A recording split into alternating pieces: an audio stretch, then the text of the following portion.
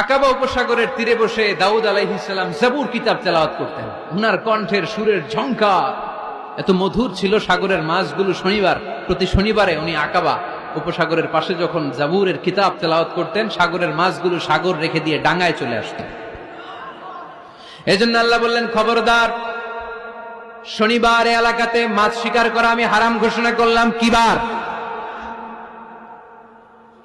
এবার দাউদ আলাইহিস সালামের কওমের লোকেরা কৌশল করা আরম্ভ করে দিল। তারা বলল, আল্লাহ বলছে শনিবারে মাছ ধরা হারাম, খবরদার আমরা মাছ ধরবো না, তবে শনিবার আমরা বেড়া দিয়ে রাখবো। কি দিয়ে রাখবো?